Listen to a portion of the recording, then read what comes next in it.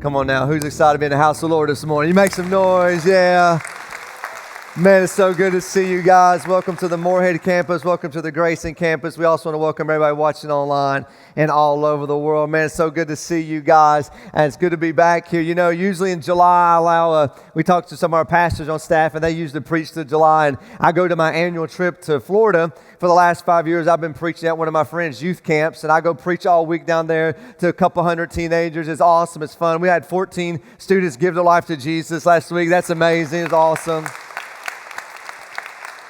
And when we was planning this series, I said, guys, I want to jump back in the hymn series. I want to be back part of this because I love hymns. I love the great old hymns, especially this one, How Great Thou Art. I love this. It was actually fitting. My wife was down at Panama, and we was actually at the beach, and I knew that I'd be preaching this. So to sit there and look at the ocean and to look at the sunsets, knowing that I'll be preaching on how great thou art, I'm telling you what really warmed my heart and my soul. Pastor Jacob kicked us off last week talking about what a friend we have in Jesus, and he did an amazing job. And when you study this great hymn, How Great Thou Art, I don't know if you know the history of it, but in 1885, Carl Bobart, he was a sailor turned minister, was on his way to church. And him and his friends were on his way to church, and all of a sudden a big lightning storm and thunder and everything broke out, and they ran for shelter, and they were scared because it was so powerful. And all of a sudden the storm blew by, and a rainbow came out, and the birds began to chirp. And he goes back home, and he pens a poem called Oh Great God. Now, fast forward Stuart Hine in the 1930s in Russia, and they're singing this poem, Oh Great God, and he said, this is a great song, and he brings it back. He's an Englishman, so he brings it back, and he writes a couple other lyrics and puts another, instrumentation to it. And before you know, How Great Thou Art found their way into Billy Graham's crusade, and Billy Graham has made that famous all over the world. In fact, by the People's Choice, it's the second most popular hymn right behind Amazing Grace. I love this song. I know when he probably passed away in the 1940s, he probably never thought that How Great Thou Art would be impacting the world like it has today. But have you ever asked the question, like, how great God is? Like, how big is God? I mean, we just sung the song that he holds the worlds in his hand, plural, worlds in his hand. It talks about the stars and the thunder and the storms, and it says the universe is displayed of his glory. Like, how big is God? You know, I love all my kids. I was going to say I love my 8-year-old. I love all my kids, but my 8-year-old, he's kind of that math, science bent kind of kid. You know what I'm talking about? Like, he asks you questions all the time. I'll be putting him down at bed at night, and I'll tell him how much I love him, and I tell him that stuff. And today I told him I was going to be talking about science and stuff, and he loves science and stuff, so he's sitting here on the front row, and I always affirm him, and I encourage him, and we talk about science, and he's like, Dad, I just can't get it. I can't get it. I was like, what can you get, son? He goes, how can God exist outside of time? I'm like, you're 8 years old. What in the world are you doing asking questions like this? And I did what every smart dad does. Go ask your mom. She'll tell you. He's like, Dad, how big is God? How great? How can he be outside of time? And then you're tucking me in bed at night, and I do my words of affirmation. I love you, Jake. God's got a great plan for your life. God's going to do great things. I'm proud of you. I'm proud of you, proud of you. And he rolls over and says, Dad, give me a math equation you think I can't solve. That's what you ask before you go to bed. Where did this kid come from? He's definitely, not my kid. And so we start talking about this. It's like, how big is our God? And do you know, this is some random facts. If you like science, we're going to have a little science class today. It's really not so much a sermon, but it's a science class. And if you really like science and math and stuff, you really are going to kind of like today as we walk through it. But think about this. The earth is 93 million miles away from the only star in our solar system, which is the sun. 93 million miles away. The earth spins, it takes a 584 million mile track in a year around the sun. 584 million miles. And it's traveling at 66,000 miles per hour. Like, how big is our God? Like, how great is he? If you take a golf ball, let's say the golf ball represents the size of the earth, okay? This is the earth, the size of a golf ball. The sun would be a 15-foot diameter ball sitting right here on the stage. So put that in perspective. Like, that's how big the sun is. And you know the closest star to us besides the sun is 4.3 light years away? And there's 100 billion plus stars all over the galaxy. Are you kidding me? This is insane. So I talked to my son about this stuff. He goes, Dad, have you heard of Beetlejuice? I said, yeah, it was a great movie. It was in 1988. I dated myself. Somebody's like, don't say Beetlejuice 3 times, son. You know what I'm saying? You know what I'm saying? Like, Beetlejuice, Beetlejuice, Beetlejuice. He's like, no, Dad, it's the star of Beetlejuice. I'm like, yeah, this Beetlejuice. He goes, I'm learning about science and stuff. And my son, he has a devotion book by Louis Giglio called Indescribable. If you have a kid that loves math and science, I encourage you to get that devotion book because he loves studying that. And he talks about Beetlejuice, and Beetlejuice is so big, it's so large, it's 427 light years away. Like, our minds can't even fathom that. Like, if the earth was a golf ball, Beetlejuice would be the size of 6 Empire State Buildings stacked on top of each other. That's crazy, man. I mean, that's insane. And he's like, Dad, you know about Canis Majoris? I'm like, how did you know about Canis Majoris? Like, how do you know about the biggest star known that we know in our universe? It is so big. It is so huge. For instance, if the earth was the size of a golf ball, the biggest star that we know in our universe would be the size of Mount Everest in comparison. That's insane, y'all. Like, that is big. Like, that is huge. And so we ask the question all the time, but when did this happen? How did this happen? I'm sitting here at the beach and I see the ocean and I see the sunset and then I see the stars. I'm like, how did this happen? But more importantly, why did it happen? Why did all this take place? And if God created all this, and let's go back to what my 8-year-old asked this question, then who created God? Let's just be honest. Let's just be honest, okay? We're in church. I had a guy one time and say, preacher, I won't lie to you in church. I said, I hope you won't lie to me outside of church. You know what I'm saying? How many of you ever asked that question before? Like, if God did create everything, then who created God? Get your hand up. Come on.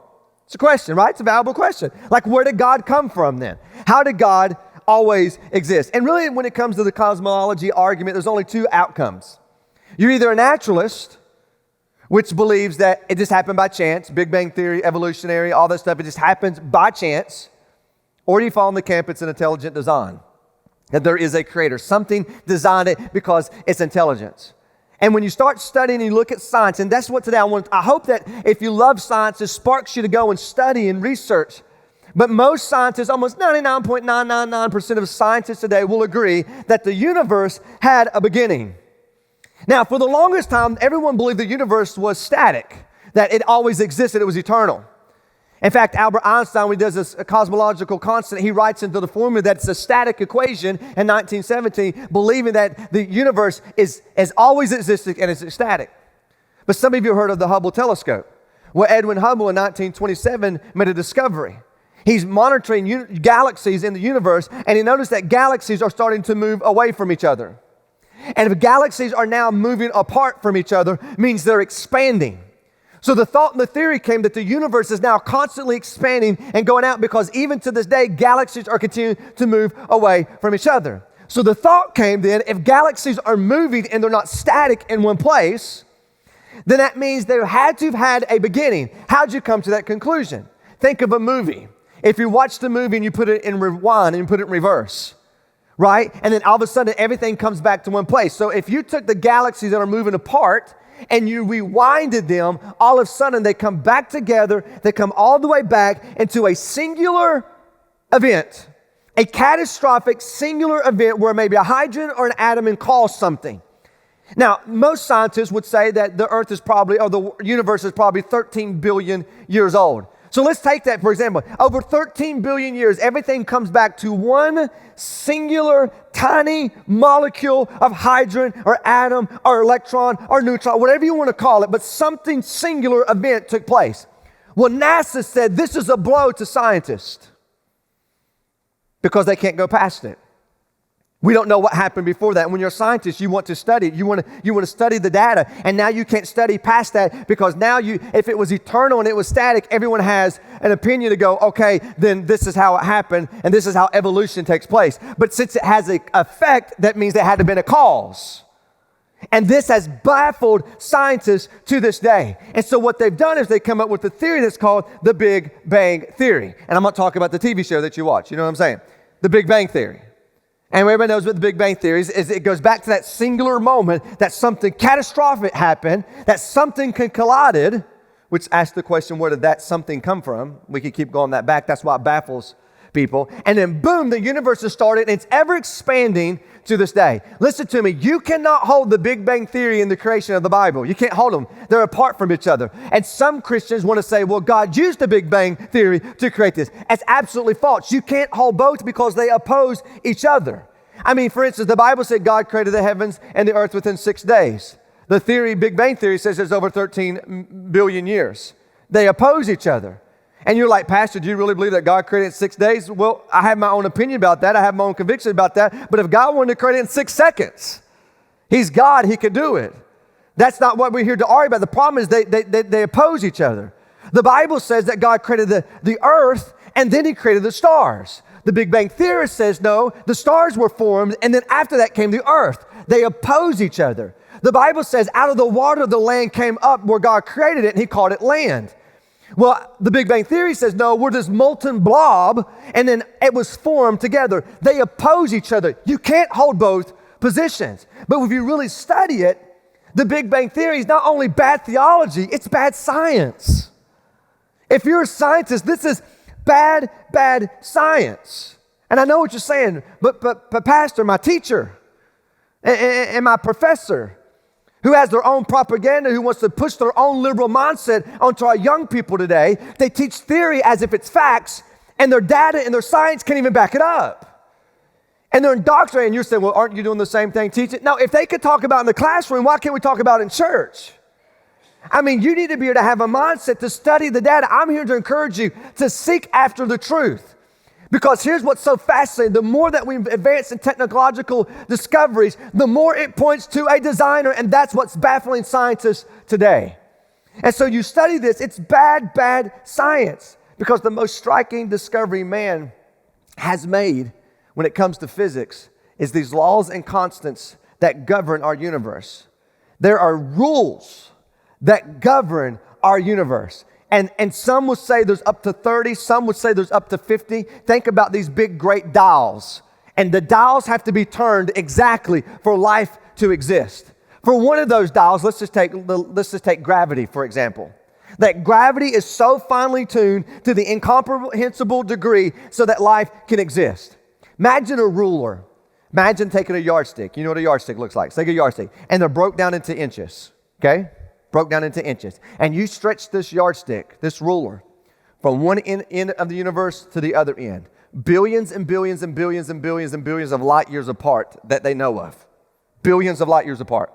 And 1 inch increment across this ruler that goes a billions and billions and billions of light years away is the setting for gravity for the universe, for the galaxies, for our solar system, and for planet Earth to have life on it.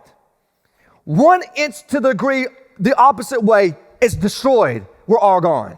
How can it be so finely tuned to 1 inch?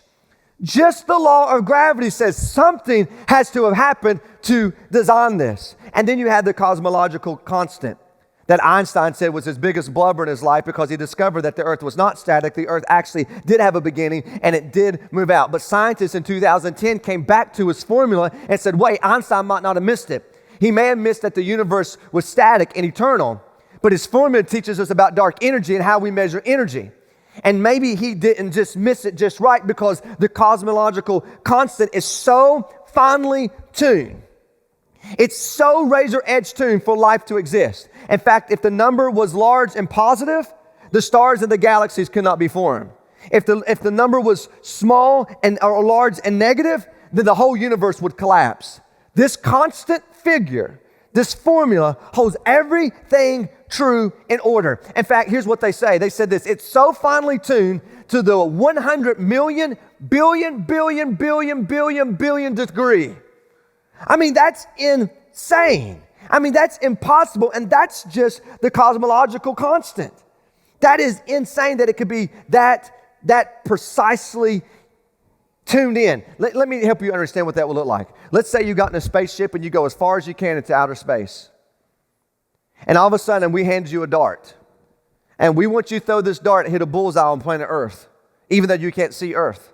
Earth is spinning 66,500 miles per hour around the sun. The Earth is spinning over 1,000 miles per hour just on its axis. And you were to take a dart, stick your head out the window as if spacecrafts have windows, but just follow with me. Jetsons here, just follow with me. And you're to take that dart and you're to throw it at a bullseye and hit the bullseye on planet Earth that is 1/1,000,000th of a trillionth inch, by the way, which is the size of an atom.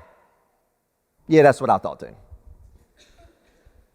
It's impossible to even come up with the probability of how that could even work. And then we could go on about the strong nuclear force that binds the nuclei and the atoms together. If that one force that holds that atom together was off by 1/10 of a billion, the universe would be hydrogen and there would be no life whatsoever in our universe. You know what the odds of that is? That's like taking a dime. And you take a dime and you cover the whole North America continent. Think about how big that would be, dimes. And then you would take that dimes and you would stack those dimes all the way up to the moon, 239,000 miles away. And then you would take one dime and you would paint that dime red. You would throw it in the middle of the dimes as wide as the North America continent, as high as all the way to the moon. And you would shake them up and then blindfold yourself and say, go find that dime. That's what I thought too. It's insane. And that's why evolutionists and Big Bang theories do not understand the probability. They won't even argue probability with you because the probability is so huge that it takes much faith to fill the universe to believe that it happened by chance. It takes more faith to believe it happened by chance than believe there's an intellectual design. In fact, Dr. Vera Kistakowski said, she's a professor at MIT. Emeritus. Here's what she said. She's the president of Association of Women in Science. And I want you to hear what this lady professor said. The exquisite order displayed by our scientific understanding of the physical world only calls for the divine. See, that's what I'm saying. The more advanced MIT, Harvard, Yale, the more advanced people get, the more science they go, they realize they can't explain it. I love the evidence. It's so strong in physics. Harvard education, Georgetown professor Patrick Glenn. He used to be an atheist, now turned God, believing in God. Listen to what he said. Today, the concrete data points strongly in the direction of a God hypothesis. Those who wish to oppose it have no testable theory to marshal. Only speculations about the unseen universe spun from fertile imaginations. Ironically, the picture of the universe given to us in the most 20th century, this was in the late 1990s, is closer in the spirit of the version presented in the book of Genesis. These are physicists who are telling us that the Bible has already told us this stuff. It's a more picture of a creation, not that it happened by chance. Isaac Newton says this, the most beautiful system of the sun, planets, and comets could only be proceeded from the counsel of dominion of an intelligent, powerful being. Listen, if you're a naturalist, or if you believe it just happened by chance, you hold the position of the Big Bang Theory and evolution. Let me tell you what, you have to deny the first three laws of thermodynamics. If you don't know what they are, that's good homework. Go research them. You have to deny those. You have to deny that the earth had a beginning, that it always existed and eternal, which has been proven, no, it had a beginning. You have to have blind faith, the size of our universe, to hold that position. That is massive probability that it did not happen by chance, because we know this, if there is a beginning, that's the effect of a cause. Something caused the effect that we see today. We know that. So that raised the question, then what caused God?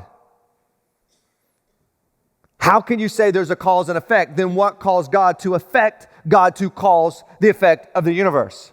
Who created God? And that's the wrong question to ask.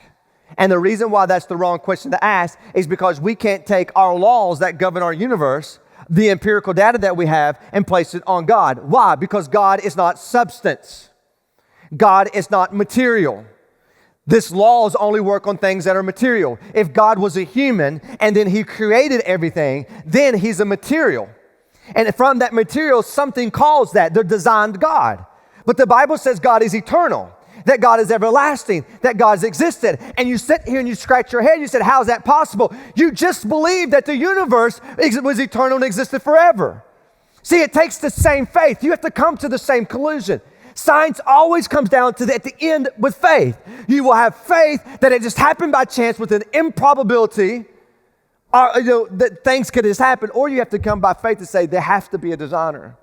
There has to be something that created. They both take faith, and I would argue it takes more faith to believe it happened by chance than something was created. The Bible tells us in Genesis chapter 1, in the beginning, God created the heavens and the earth.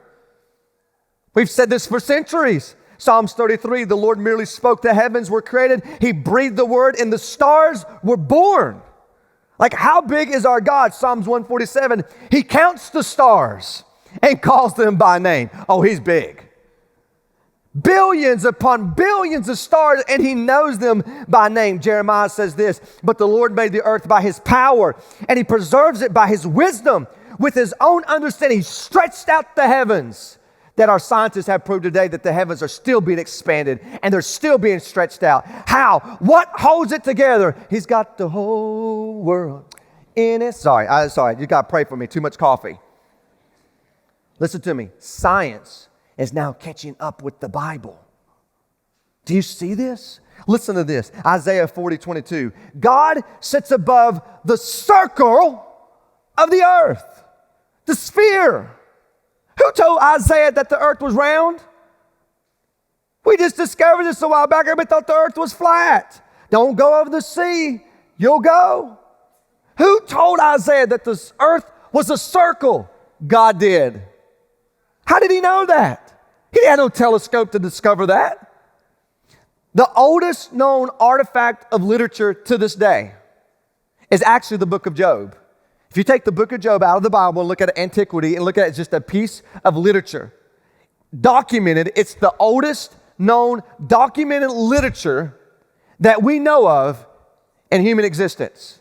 And you know what Job said? The oldest known document that we have as humans on planet Earth. You know what he says? Job 26 says this. God stretches the northern sky over empty space, and He hangs the earth on nothing. Who told Job the earth was suspended in the universe? God did. You go to study like Buddhists, they used to believe that there's an elephant that stood on top of a turtle that was on the back of a serpent that held the earth up. That's what the Jews think. What holds the earth up? The oldest known literature to mankind. A man said that the earth is hanging by itself. Who told him that? Folks, God did. Frank Tipler, Tulane University, wrote a book, The Physics of Immorality. Listen to what he says. When I began my career as studying cosmology, some 20 years ago, I was convinced atheist. I never in my wildest dreams ever imagined that one day I would be writing a book to show the central claims of Judeo-Christian theology are in fact true. And these claims are straightforward deduction of the laws of physics as we know and understand them. I have been forced, listen to this, I have been forced into this conclusion by the overwhelming logic of my special branch of physics. I was studying to disprove that there could be a God and actually found out there's no way there cannot be a God.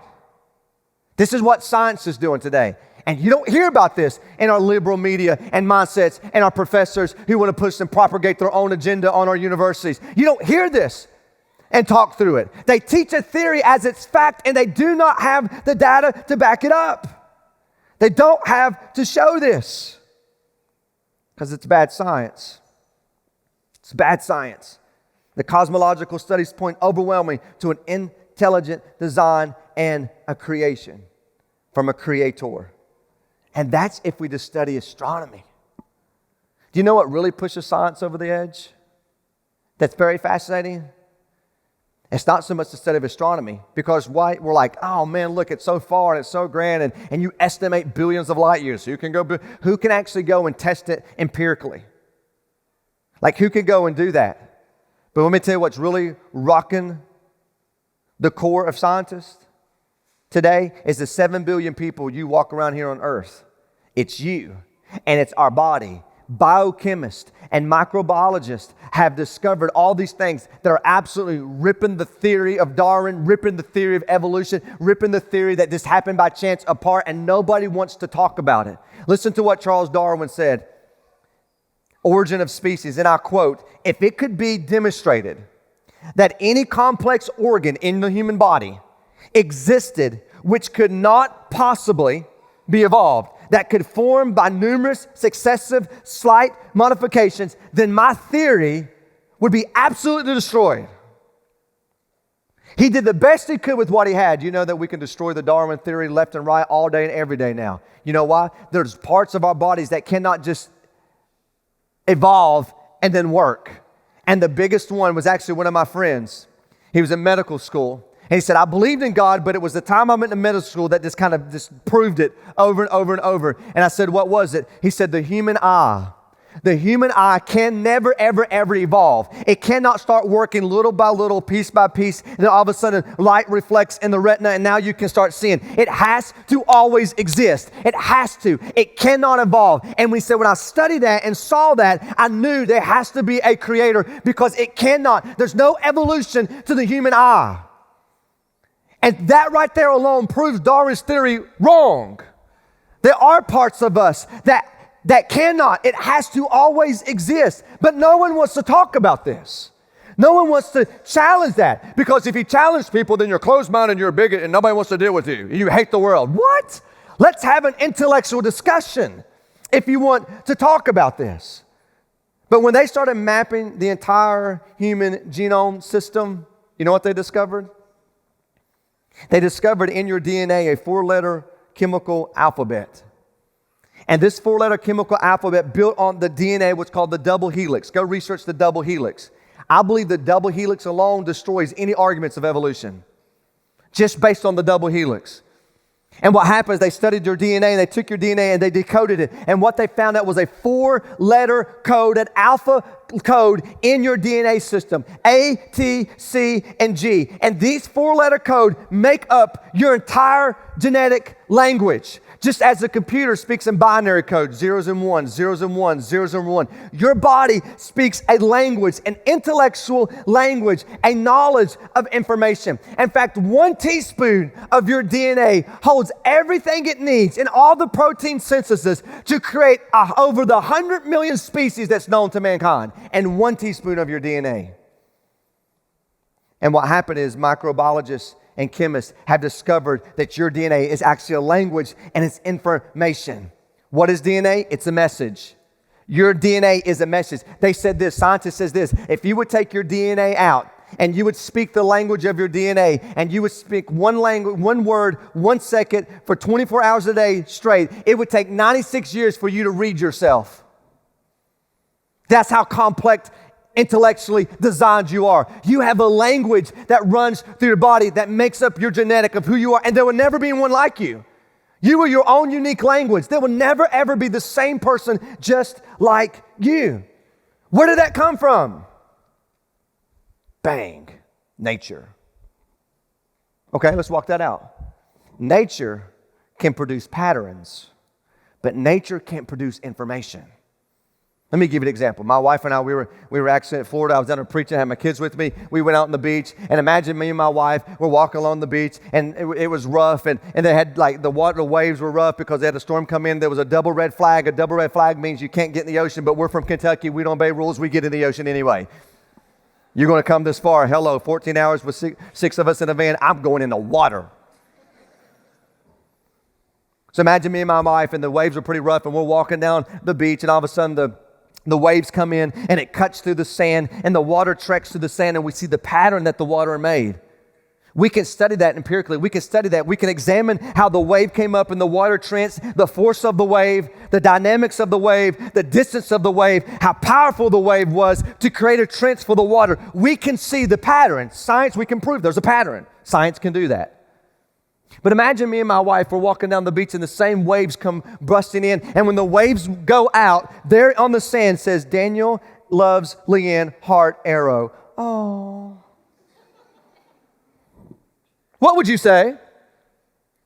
Where did that information came from? That's not a pattern, that's information.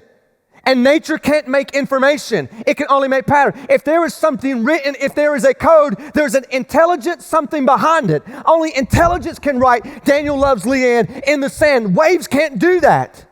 And the same way your DNA is wired with your genetic language, which means it didn't come from nature. Something created you. Something made you. And when you just look at the DNA and how it self-repairs itself and it works with RNA in your body with protein synthesis, RNA template screams designer. Something designed you. You see, evolutionists do quite well with theoretical science. They do. They do quite well with theoretical science, but they fail miserably with empirical evidence. Science looks like this. You take the data, you examine the data empirically, you touch it, feel it, measure it, and once you do, you come up with your conclusion. That's science. All my science geeks in here, you're all following me. You know what I'm talking about, right? That's science. You study it, you touch it, it's tangible, you can measure it, you form your own conclusion. The reason why evolution is bad science is because evolutionists form their conclusion and now they're out looking for the data. They're out trying to find data to prove their conclusion. That's poor science. That's not how science works. And so now they're going, we just don't know. We can't go back and find it. There was a beginning. That's why the NASA astronaut says it's a blow to science when they discovered that the universe had a beginning. Because now there's an argument, something caused it, something designed it, and I'm here to tell you that something is Jesus. Study the facts. There's plenty of evidence in the 21st century. I love this. The world's leading expert in molecule who studied the molecules of the body, Dr. James Tour, Rice University. Listen to what he says. I stand in awe of God because of what he has done. Through his creation, only a rookie who knows nothing about science would say science takes away from faith. If you really study science, it will bring you closer to God. And that's my challenge to you. I'm not here to doctrinate you. And here's it. You go and say, if you're here to go, I don't know if this God thing's real. Go find out. Go seek. Because if you seek with the open heart, you will find. And that's what we're seeing. Harvard professors, MIT professors, Yale professors, all going to the point there has to be a design. Now, they may not go to the point and believe in a one God and his name is Jesus. But they will become a deist, believing there's something out there that has designed this. Whether it's alien or whether it's this intellectual being, there's a host of something has designed this. We're seeing this, but no one wants to talk about it. Because it's pushing this liberal mindset that you become your own God, that there is no God. Only during the Enlightenment years did this ever happen. Up to that point, everyone believed there was some God or a multiple of gods. But we think we're so smart, we think we can out-sin God, and we want to become our own gods because we don't want no one over us. And we see this over and over and over. In Psalms 139, when God says, you are fearfully and wonderfully made. I made you just the way you are. There's God's fingerprints all over creation. Paul writes in the book of Romans, just go look at creation and you can see there is a God. And you can see it for yourself. Psalms 14:1 says, only a fool says in their heart, there is no God. Don't be a fool. Only a fool says there is no God. Now, how many of you would say you have a friend, a family member, acquaintance that you know personally that says they're like they would say they're atheists, they're anti-God? Throw your hands up, like they would say they're atheists. Come on, get up. Most of us, right? We know somebody that's close to us. You don't want to talk about God. They don't want to talk to anybody about that. They're the ones that come with all the questions that you may have. And that's the reason why most of us don't go talk to people about stuff about God, because we're afraid they're going to ask us a question about science and faith or evolution or Big Bang Theory. How did this happen? And who created God? Well, God wasn't created. He's eternal because he's not a substance. He's a spirit. So he can be eternal. Scientists haven't even discovered everything there is about the material world. They definitely won't step into the supernatural world and start studying how could that be. Don't be afraid to have your conversation with people. If they ask you a question you don't know, say, you know what, that's a great question. I have no idea. Come on, let's study it together. Let's discover it together. Go on a journey with them. You don't have to be mean. I don't know everything there is. My goodness, when you think about the Bible, man, things about God, I mean, I look like what? That one page. I don't know everything there is about God and understand all this. I just share with you what I do know and experienced up to this point and what I've seen in my own life. And here's what I've seen when it comes to dealing with atheists. I didn't read this nowhere. This is my own opinion. I formed this on my own. When I start seeing this, and the people I've dealt with who say they're anti-God and don't believe in God, here are some things that I've monitored just in my own personal. Number one, ignorance. I'm not calling them ignorant. I'm just saying out of ignorance, they just don't know. They haven't sat down and studied They haven't sit down to study science and researched it and come to their own conclusion and with their own hypothesis. They take what a professor or what a teacher who has all these degrees after their name, they must be super smart because they speak over your head. Well, if they think, and I'm just a kind of this old country boy here, I just want to go, no. Out of ignorance, they just don't know. Secondly, arrogance. They're prideful because they think they know everything. They think they've got it all figured out. Let me tell you, the people that at least I know who say they're anti-God, it's because somewhere in their life, something bad happened and they couldn't reconcile it. If God existed, if God was a good God, then why did I go through that? Why did I have to suffer? Therefore, I will harden my heart and I will choose to believe there is no God. And most people who claim to be an atheist, I guarantee if you trace all the way back from their childhood up, something dramatically happened in their life that got them to question, is God good? He can't be real. They didn't study the empirical data. They didn't study the facts. They didn't go through all this stuff about science. They came with a hard heart conclusion. God's not good, therefore He's not real. And they choose to harden their heart. And they become an antichrist. There's thousands, millions of antichrists on our planet, or anti-God. Now I'm talking about the antichrist that you and I know to come. They're antichrist because they don't want to know. If you will open up your heart and you would say, you know what, if there is a God, I'm going to go on a journey. And that's what you see these Harvard, MIT, Yale physicists, microchemist Michael Behe, as he showed the world he can dissect. I didn't even talk about the bacteriophalangium. That thing is unbelievable. It's got this wheel that spins around, a cog and ball bearings and a shaft, and it moves and it can turn inside of our bloodstream backwards and forwards. And when they dissected that, they said there is no possible way. It cannot work unless they all exist together. It means something has designed it. And you got people at MIT, Harvard, and Yale going, something divine is out there. You're not going to hear that on the news. Not a liberal outcome and mindset. Why? Because they choose not to believe that there could be a God. So let me help you real quick. Let me show you how in 60 seconds you can turn your atheist friend into an agnostic. Now, what's an agnostic? An agnostic is someone who says, I don't know if there is a God, but if there is one, He's distant, and I don't know if I even want to know them, but they could be. That is, an agnostic is someone going, maybe, I don't know, I really don't care, but maybe. Let me show you how you can turn someone who's anti-God into maybe there could be. Let me show you this.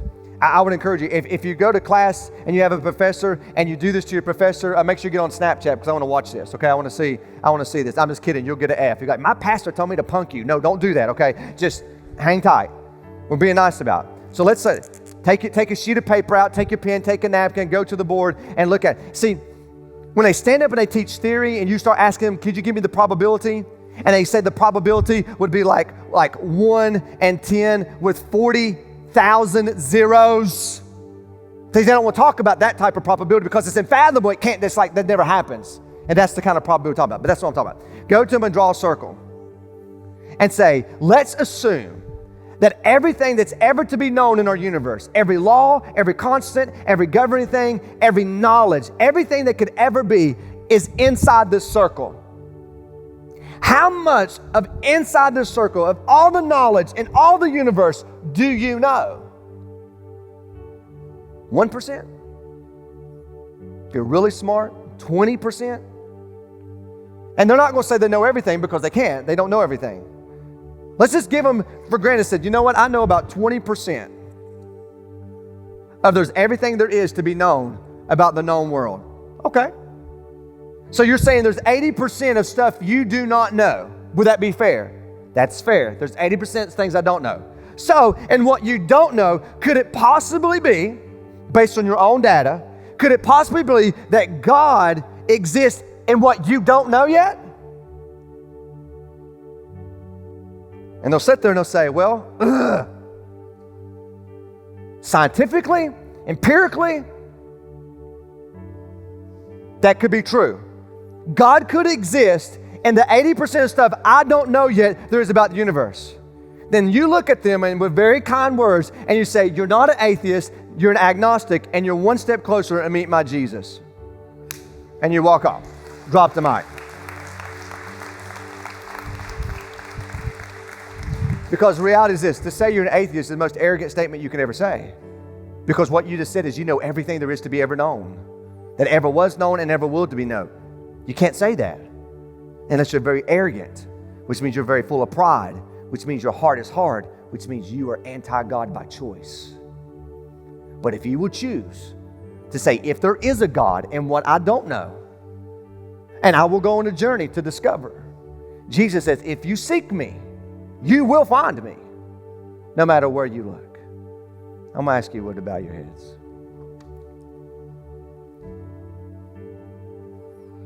How great is our God? He's great. And He's grand. And He knows you. And He created you. He's left His mark and His fingerprints all over you. Your own genetic language speaks of an intellectual design that has baffled the greatest minds of our day.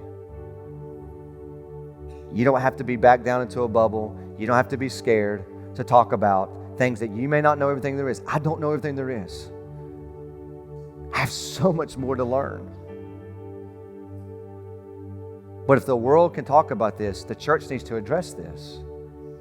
There is a Creator who loves you so much, who designed you. He even designed a world that you may live in that is in the exact position of a 21 whatever degrees it is tilted away from the sun so we won't burn up, versus tilted 1 degree towards the sun, we would all burn up with just enough oxygen on the planet, with just enough gravitational pull and the right location of the entire universe so that you can live. That's how much He loves you. If God is that big and God is that grand, why do we worry about the little minuteness things of our life? He loves you. And He designed all this, watch this, for you. And because the universe is expanding, the argument shows that someday the universe will burn out. Energy will leave the universe, and therefore everything we know on the entire universe will cease to exist because energy will run out. Praise be to God that we have a Creator who says, I'm going to create a new heaven and a new earth and give you a new body where there'll be no more cancer, no more death, no more tears, no more pain. And all you have to do is not believe this junk, but believe me. See, God has been talking about this for centuries. And now science is finally catching up. Listen to me. Today, if God sparked your heart to go, maybe there could be a God. Whether you're watching at Grace Inn at Moorhead or you're online, maybe there could be a God. Listen to me. Open your heart and your mind and go and study. Study, seek with an open heart. Maybe you realize, like, oh my gosh, those are some of the questions that I've been asking that's keeping me from receiving Jesus and believing the God of the Bible. And maybe through the Holy Spirit today, He's opened your eyes to see. And if that's you, I'm going to beg you to give your life to your Creator, your Maker, your Designer, who's put His fingerprints all over you. The Bible says this: if you will confess with your mouth that He is your Lord, that He is your Creator, that He is your Designer, that He is your Maker, and you believe that He sent His Son in a foolishness way to the world, who became one of us, His creation, who died and who got up out of the grave to experience, so He could say, I was one of you. I've become like you to save you because I made you. If you believe in Him, you will live for eternity, because someday this world will come to an end. And you were made to live for eternity. How do you know that? Just think about science. You know, every 7 years you get a new body. Did you know that? Every 7 years you get a new body. Every 7 years your body makes itself new. It's just a beautiful picture how God designed you to live forever. However, because sin entered into the world, it damages cells, it damages our body, and someday every single one of us will take our last breath. Just by science of your body, your body was made to live forever. And every 7 years, you'd get a new one for how it reconstructs itself. That's your Creator who loves you. And I beg you and I implore you, give your life to Him today. And if that's you, you can just cry out to Him.